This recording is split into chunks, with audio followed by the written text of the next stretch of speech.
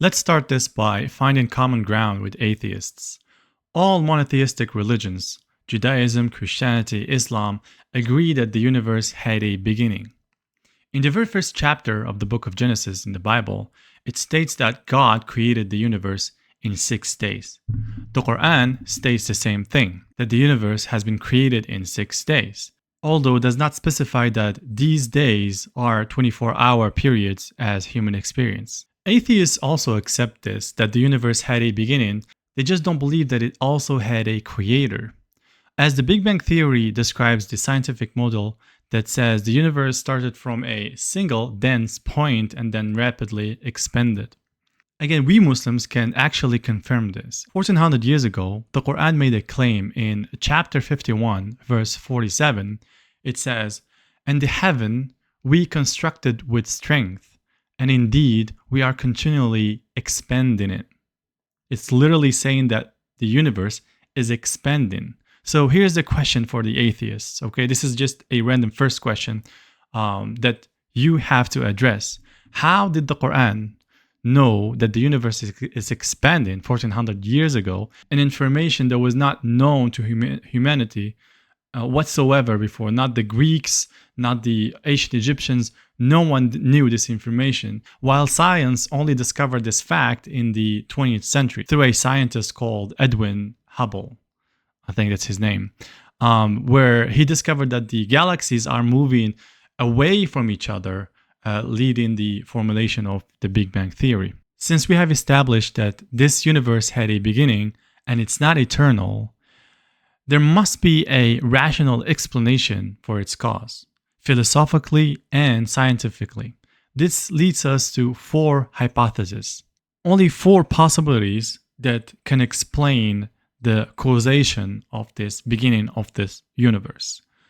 Number 1, the universe is created by nothing. Number 2, the universe is created by itself. Number 3, the universe is created by something else that is created. Number 4, the universe is created by something uncreated. To go through these possibilities one by one, I want to use a methodology called rational deductive process. It's a way of thinking where we use common sense and we take propositions that are recognized globally from which we derive logical conclusions. Now here's how you can refute my arguments. As I proposed 4 possibilities of the creation of this universe, okay?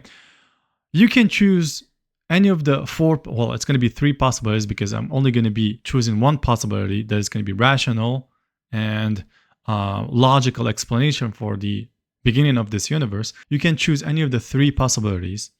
Tell me why my explanation is false and give me your arguments why you think that possibility is the correct explanation for the beginning of this universe. Or you can choose or add a new possibilities from your own and then explain why it is the correct explanation for this whole thing. The universe is created by nothing. Now, nothing is nothing. It's literally the absence of anything. Unless you can convince me that nothing could maybe be something, then I don't see any reason to argue this further. It's illogical. Example, 0 plus 0 plus 0 plus 0 will never equal 1. It's always 0. The universe created itself. Now, if the universe created itself, that means that the universe was in existence and out of existence at the same time, which is a paradox. For example, can your mother give birth to herself? Absolutely not. The universe is created by something else that is created. For some reason, this reminded me of one of the episodes of Rick and Morty, where he was charging the battery of his space car by creating a universe that was working on supplying energy to his car from that universe. And then that universe created another universe, and that universe created another universe, and so on. Anyway, coming back to reality, if we assume that the universe was created by another universe, we would then have an infinite loop, an endless regress, where every single answer leads to another question without reaching an ultimate explanation. It is a situation where reasoning endlessly depends on prior reasoning. For example, this universe number 1 is a result of universe number 2, and then the universe number 2 is a result of universe number 3, and so on infinitely. And of course, we end up with another paradox, which leaves us with the only final rational explanation for the beginning of this universe, which is possibility number 4. This universe was created by something uncreated, aka God.